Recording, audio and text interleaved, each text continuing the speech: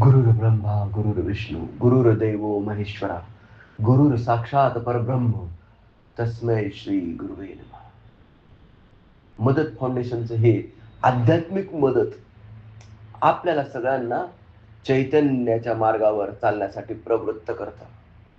दररोज सकाळी साधना, दिवसभर सेवा, रात्री झोपायच्या आधी सत्संग कशासाठी करायचं? तर आपल्या सगळ्या इच्छा पूर्ण व्हाव्यात म्हणून. इच्छा पूर्ण होतील तेव्हाच एक वेळ येईल जेव्हा आपण निरइच्छ होऊन जाऊ. पण सामान्य माणूस इतका आसक्त असतो त्याच्या इच्छांमध्ये, त्याच्या वासनांमध्ये, की निरीच्छता म्हणजे कुठलीच इच्छा नाही, संतृप्तता, ते समाधान त्याला मरेपर्यंत येत नाही. आणि म्हणून आपल्याला आपल्या सर्व इच्छा पूर्ण करून घ्यायच्या आहेत. कशासाठी? निरीच्छ होण्यासाठी. हे आपण लक्षात ठेवलं पाहिजे. नाहीतर एक इच्छा कंप्लीट झाली की लगेच दुसरी झाली की तिसरी. आणि या शृंखलेमध्ये जर का तुम्ही एकदा अडकलात तर मग तुम्हाला कोणीही बाहेर काढू शकत नाही. मदत फाउंडेशन चाकण आपल्याला सांगतं, काय सांगतं? की तुम्ही 24 तासातले निदान 24 मिनिटं तरी स्वतः करता काढा. स्वतःचं आत्मपरीक्षण करा. मी कोण आहे? मी कोठून आलेलो आहे? मी कशा करता आलेलो आहे? याचं अनालिसिस आणि याचे उत्तर आपण आपल्याच अंतःकरणात शोधण्याचा प्रयत्न करावा. बऱ्याच वेळा आपल्या काही इच्छा अशा असतात की ज्या आपल्यासाठी मारकच असतात, आपल्यासाठी योग्य नसतात, आणि आपण चुकून भगवंताकडे त्या मागून देतो. आणि भगवंत जो शिव आहे तो फक्त भोळा म्हणतात त्याला, भोळा सांब सदा शिव. काय आहे तो भोळा? तो अनालिसिस करत बसत नाही तुझ्याकरता काय योग्य आणि काय अयोग्य. तू माग, तो देतो. मग तू जर विष मागितलं तर तो विष देईल, तू जर अमृत मागितलं तर तो अमृत देईल. पण आपल्याजवळ तेवढी बुद्धीच नाहीये की आपल्याला काय मागावं. हे law of universe, law of attraction, या ब्रह्मांडाचे नियम आपण जोपर्यंत समजून घेत नाहीत तोपर्यंत काय मागावं आणि काय मागू नये, इनडायरेक्टली आपण भगवंताकडे काय मागतो हे पण आपल्याला समजत नाही. भगवंत फक्त तथास्तु म्हणतो. भगवंत फक्त तथास्तु म्हणतो. आता एखादी म्हातारी आहे आणि माझे गुडघे दुखतात. काय मी एवढं देवाचं करते, मी एवढा रोज चक्रेश्वराला जाते, पण माझे गुडघे दुखतात. काही इतके गोळ्या घेतल्यात, इतके दवाखाने केलेत, इतके आयुर्वेदिक ट्रीटमेंट केली, पण माझे गुडघे दुखतात. आता या ब्रह्मांडाकडे ती आकर्षित काय करते? ती आकर्षित करते, माझे गुडघे दुखतायत. भगवंत म्हणतो तथास्तु. तू जे मागतोय त्याच्यापेक्षा 10 पटीने तुला ते मिळेल. अरे माझे गुडघे चांगले झालेले आहेत, माझे गुडघे दुखत नाहीत, हे तुला हवंय. भाई आखिर तुम चाहते क्या हो? आणि चुकून या बिझनेस मध्ये मला का फेल्युअर येईल, मला फेल्युअर येऊ शकतं, मी फेल होऊन जाईल, आणि फेल झालं तर काय होईल, हे जर तुम्ही चिंतलं तर भगवंत फक्त म्हणणार तथास्तु. तुम्ही त्या बिझनेसमध्ये, तुम्ही त्या व्यवसायात अयशस्वी होणार. मी यशस्वी होतोय, मला जे पाहिजे ते मला सगळं मिळतंय. भौतिक जीवनात मला समृद्धी मिळते, मानसिक जीवनात मला शांतता मिळते, आध्यात्मिक जीवनात मी समाधानी आणि सच्चित आनंद स्वरूप, अखंड आनंद स्वरूप आहे. मला त्या आनंदाची अनुभूती होते. हे पॉझिटिव्ह अफर्मेशन निदान सकाळी 24 मिनिटं तरी करा. निदान सकाळी 24 मिनिटं तरी करा. बघा तुमच्या सगळ्या इच्छा, आकांक्षा, वासना त्या तर पूर्ण होतीलच, पण दुःख, दारिद्र्य आणि निराशा तुमच्या आयुष्यातून कायमची हद्दपार होऊन जाईल. पण भगवंताकडे काय मागावं तेच आपल्याला कळत नाही. माझी सायकल कचोरीला जाईल, ती खूप चांगली आहे, ती खूप लोकांची तिच्यावर नजर आहे, खूप लोक तिच्यावर डोळे ठेवून आहेत, ती कचोरीला जाईल. अरे जाईलच, तू देवाकडे तेच मागतोयस. तू त्या ब्रह्मांडाकडे तू तेच मागतोयस. माझी सायकल चोरीला जाऊ शकत नाही असं म्हण ना, असं म्हण. पण दुर्दैवाने बऱ्याच लोकांना कळतच नाही की काय या ब्रह्मांडाकडे काय मागावं, कसं मागावं. तुला जे हवं आहे ते तू नुसतं मागू नको, ते तुला मिळालेलं आहे. ते तुला मिळालेलं आहे, या भावात तू जगायला सुरुवात कर. या भावात तू जगायला सुरुवात कर. मी समृद्ध आहे, सगळीकडून माझ्याकडे पैसे येत आहेत, माझ्या आयुष्यात, माझ्या भौतिक जीवनात कशाचीही कमतरता नाही, असं म्हण. म्हणजे तुझ्याकडे ऑटोमॅटिक त्या सगळ्या गोष्टी आकर्षित होतील. माझ्या मनाला कसलीही चिंता नाही, कसलीही काळजी नाही, माझं मन शांततापूर्ण आहे, माझ्या शांतीचा अनुभव इतरांना येत आहे, माझ्या सहवासात माझ्या आजूबाजूचे सगळे लोक आनंदी होत आहेत. जो जे जे वांछील तो ते ते लाहो, विश्व स्वधर्म सूर्य पाहो, कोणीही माझा शत्रू नाही, कोणीही माझा मित्र नाही, मी मात्र सगळ्यांकरता समभाव आणि सगळ्यांकरता सकारात्मक भाव ठेवतो. हा हा मेसेज युनिव्हर्स कडे गेला पाहिजे, हा मेसेज त्या ब्रह्मांडाकडे गेला पाहिजे. मग तुमचं आयुष्य, मग तुमचं जीवन बदलतं का नाही बघा. आणि हेच लॉ ऑफ अट्रॅक्शन, हे सूत्र आपण समजून घेतलं पाहिजे. पण दुर्दैवाने आपल्याला कळत नाही काय मागावं, युनिव्हर्स कडे काय मागावं, कसं मागावं. विहित नमुन्यामध्ये अर्ज केल्याशिवाय, अरे तुमच्या घराला पाणी सुद्धा येत नाही, नगरपालिकेकडे विहित नमुन्यामध्ये अर्ज करावा लागतो. अगदी तसंच या ब्रह्मांडाकडे तुम्हाला एका विशिष्ट टेक्निकने तुम्हाला जे हवं आहे ना ते मागावं लागतं. कशासाठी? तुमच्या सगळ्या इच्छा पूर्ण करून शेवटी निरइच्छ होण्यासाठी. कोणत्याही इच्छेमध्ये तुमची आसक्ती नको, कोणत्याही इच्छेमध्ये तुमचा स्वार्थ नको, दुसऱ्याचं नुकसान होईल असं जर तुम्ही काही भगवंताकडे मागितलं तर कदाचित भगवंत तुम्हाला ते देईल, पण त्याच्या लाखपट तुमचं पुण्य क्षय झालेलं असेल, तुमचं नुकसान झालेलं असेल, तुम्हाला कळणार पण नाही. भगवान की लाठी दिखती नहीं लेकिन बजती जरूर है, और जब लगती है तब पता चलता है कि हमारा क्या क्या नुकसान हो गया. आणि म्हणून कुणाचंही अंतकरण दुखेल असं काया वाचा मनाने, काया म्हणजे शरीराने, वाचा म्हणजे तोंडाने, आणि मनाने सुद्धा अमुक एक व्यक्तीचं नुकसान व्हावं, मनात सुद्धा विचार नाही आला पाहिजे. काया वाचा मनाने दुसऱ्याचं जो हित चिंततो त्याचं हित झाल्याशिवाय राहत नाही, हे सूत्र आहे. आणि हे सूत्र आपण दररोज रिव्हाइज करतो. कशासाठी? चित्ती वचनी कृतीत यावी सहज सुधा माधुरी. नुसतं ह्या कानाने ऐकून त्या कानाने सोडून देणं याला अर्थ नाहीये. याच्या आधी काय झालं असेल, काय काय गुण उधळले असतील, झालं गेलं, गंगेला मिळालं.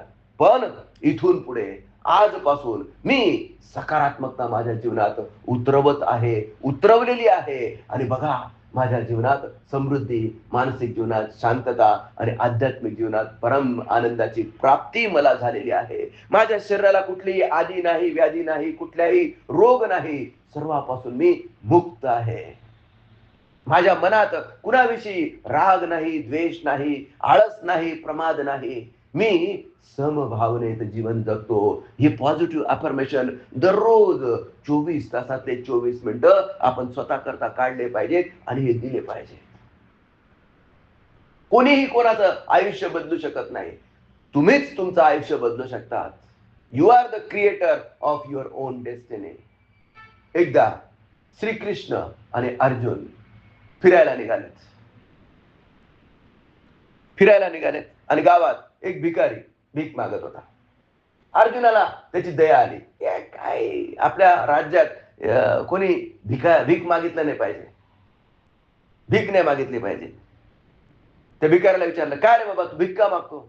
कोणी नाहीये मला, मी एकटाच आहे, माझ्या आयुष्यात काहीच नाही, मला काही संधीच मिळाली नाही, आणि मग बायको होती ती पण सोडून गेलेली आहे, आता मी एकटाच आहे, घर पण नाही राहायला, मग मी आता काय करू? भीक मागल्याशिवाय मला पर्याय नाही. अरे पण तुला हात आहेत, 2 डोळे आहेत, 2 कान आहेत. नाही पण मी म्हातारा झालेलो आहे, माझ्याकडनं आता काही काम होत नाही. बरं एक काम कर, हे मी तुला 100 सुवर्ण मुद्रा देतो, या सुवर्ण मुद्रा घे, सुवर्ण सोन्याच्या मुद्रा, आणि त्याच्याने एक चांगलं घर बीर घे आणि व्यवस्थित आयुष्य जग, भीक मागून आयुष्य जगू नको. अर्जुनाने हे केलं. राजा होता तो, केलं, गेला पुढे निघून. थोडस तिकडचं 2-3 दिवसानंतर पुन्हा फेरफटका मारायला आला आणि पाहतो तर तो भिकारी तसाच त्याच चौकात तसाच भीक मागतोय. अरे काय रे, काय झालं? तुला मी 100 सुवर्ण मुद्रा दिल्या होत्या ना. काय सांगू महाराज, तुम्ही माझ्याकडे दिल्यात, मी खूप आनंदी झालो. मी घरी म्हणजे जागा विकत घेऊ, घर बांधू आणि तिथं व्यवस्थित आपलं म्हातारपण घालू, अशा विचारात होतो. तेवढ्यात एक चोर आला आणि ती सुवर्ण मुद्रांची माझी हातातली तो बटवा हिसकावून पळून गेला. काहीच राहिलं नाही माझ्याकडे. अरे कोण होता तो, कसा होता, काय होता? नाही, तो त्याचं वर्णन वगैरे सांगितलं. अर्जुनाने सांगितलं शिपायांना की बघा रे कोण आहे हा चोर, सापडतो का? पण आता झालं गेलं, गंगेला मिळालं. एक काम कर, चोर घेऊन गेला ना तुझं, हा हिरा आहे, हा हिरा आहे, सोन्यापेक्षा महाग आहे, हा नीट व्यवस्थित सांभाळ आणि आता तुझ्या मुठीतून सोडू नको, व्यवस्थित सांभाळ. आता घरी ज्या वेळेस तो गेला आणि आता हे कुठे सोडा, कुठे ठेवावं, घर तर नव्हतं. तर त्याच्याजवळ एक पाणी प्यायचं मडकं होतं आणि त्या मडक्याशिवाय त्याच्याकडे दुसरं विशेष काही नव्हतंच. तर त्याने विचार केला की आता हा हिरा ठेवावा कुठे, ठेवावा कुठे. ते मडक्यात त्याने तो ठेवला आणि तो विचार करत होता की आता मी बाजारात जाईल आणि बाजारात गेल्यानंतर मस्तपैकी हा हिरा विकेल, पैसे येईल, पैसे आलेत की मग आपण असं चांगलं घर बांधू आणि इथं मस्तपैकी निवांत राहू, या त्या विचारत होता आणि तो झोपून गेला. मडक्यात तो हिरा राहिला. दुसऱ्या दिवशी सकाळी त्याच्या रुटीन पडिले वळण इंद्रियाची, पडिले वळण इंद्रियाची, त्याने ते मडकं घेतलं आणि गेला नदीवर. त्याच्या डोक्यातच नाही की आपल्या मडक्यामध्ये हिरा ठेवलेला आहे. त्याने ते मडकं त्या नदीमध्ये घातलं आणि नदी खोल होती, तो हिरा नदीत पडला. आता हिरा शोधण्याचा त्यांनी, पडताना तो बघत होता, अर हिरा पडला, पण आता कसं काय शोधणार, कसं काय शोधणार. त्यांनी बऱ्याच वेळा नदीमध्ये उडी मारली, पण तो हिरा काही त्याला सापडला नाही. त्याला वाटलं हिरा पण गेला, हिरा पण गेला, आता काय, आता दुसरा पर्याय नाही आपल्याकडे. आता पुन्हा चौकात जाऊन भीक मागणे, पुन्हा तो चौकात. थोडे दिवस गेलेच. थोड्या दिवसांनी पुन्हा अर्जुन आणि श्रीकृष्ण त्याच रस्त्याने जात होते. त्या चौकात त्यांना बघितलं. श्रीकृष्णाने हसून अर्जुनाला दाखवलं, बघ म्हणतो भिकारी अजून पण भिकन मागून राहिला. अर्जुनाला परत आश्चर्य वाटलं. अर्जुन रथातून खाली उतरला आणि त्याला विचारलं, आता काय झालं रे बाबा? त्या भिकाऱ्याने सगळी घटना सांगितली की असं असं झालं. अर्जुन म्हटला, मी काही केलं ना तरी तुझं नशीब काय मी बदलू शकत नाही. तू भिकारचोट आहेस, तू दळभद्री आहेस, तू दरिद्री आहेस, तू तसाच राहशील. मी किती प्रयत्न करा तुझ्या करता, तू सुधारणार नाही. आणि अर्जुन रागारागात परत रथात येऊन बसला. श्रीकृष्ण म्हटला, अरे असं नाही, असं नाही, रागारागात नाही. तू एखादी कृती करतो, त्या कृती करण्यामागे तुझा भाव काय आहे, त्या भावानुसार तो रिझल्ट मिळणार आहे. तू ज्यावेळेस त्याला सोन्याच्या सुवर्ण मुद्रा दिल्या त्यावेळेस तू स्वतःमध्ये तुझा भाव काय होता, मी राजा आहे, राजा आहे आणि मी तुला देत आहे, ही देण्याची तुझी वृत्ती होती, तुझ्यामध्ये अहंकार होता. आता बघ, फक्त मी हे 2 रुपये त्याला देतो, आता मी त्याला फक्त 2 रुपये देतो. या 2 रुपयांनी त्याचं आयुष्य कसं बदलतं बघ बरं.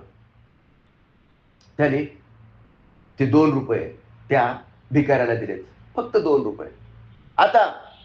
आता श्रीकृष्ण आणि अर्जुन निघून गेलेत. आता त्या भिकाऱ्याला वाटलं, हे 2 रुपये तर मला बरेच लोक देतात, काय यांनी नवल केलं, एवढा मोठा राजा, पण ठीक आहे बाबा, 2 रुपये तरी दिलेत. पहिल्यांदा काय दिलं होतं, सुवर्ण मुद्रा. दुसऱ्यांदा काय दिलं होतं, हिरा.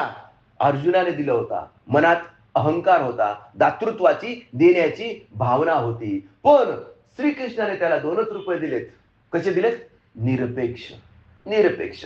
आणि ते निरपेक्ष 2 रुपये दिल्यानंतर हा गेला.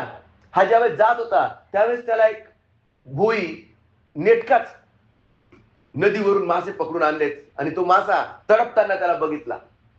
ह्या भिकाऱ्याच्या मनात दया उत्पन्न झाली. त्याला वाटलं, या 2 रुपयांनी काही विशेष होणार नाहीये, माझं पण काही भागणार नाही. त्याला सांगितलं की हा मासा मला दे. ते 2 रुपयात त्याने तो मासा घेतला आणि त्या माशाची कीव येऊन त्याने पुन्हा त्याला नदीत सोडून दिलं. त्या तडफडणाऱ्या माशाला जसा नदीत सोडला, तो मासा त्याने जोरात एक एक उंच हिसळी मारली आणि त्याच्या तोंडातून तो हिरा पडला. चमत्कार, चमत्कार, तो हिरा पडला. त्या भिकाऱ्याला आश्चर्य वाटलं की अरे हा आपलाच हिरा आहे. त्या माशाने आपल्याला परत केला. त्याने तो हिरा घेतला आणि सापडलं सापडला सापडला सापडला म्हणून तो खुश झाला, ओरडायला लागला. सुदैवाने म्हणा किंवा दुर्दैवाने म्हणा, ज्या चोराने त्याचे 100 सुवर्ण मुद्रा चोरलेल्या होत्या, तो जवळून जात होता आणि त्या चोराला असं वाटलं की सापडला सापडला सापडला हा म्हणतोय, याचा अर्थ काय की याने मला ओळखून घेतलं, याने मला ओळखून घेतलं. तो पटकन आला, त्या म्हाताऱ्याचे तोंड दाबलं आणि त्या म्हाताऱ्या म्हटलं, चुप, आवाज नको करू, तुझ्या सुवर्ण मुद्रा घे, गावातल्या लोकांना सांगू नको, नाहीतर ते मला मारतील. त्या सुवर्ण मुद्रा पण त्यांनी परत करून दिल्या. भिकाऱ्याजवळ आता तो हिरा पण होता आणि भिकाऱ्याजवळ आता त्या सुवर्ण मुद्रा पण होत्या. बघा, त्याचं आयुष्य आता खरं बदललं.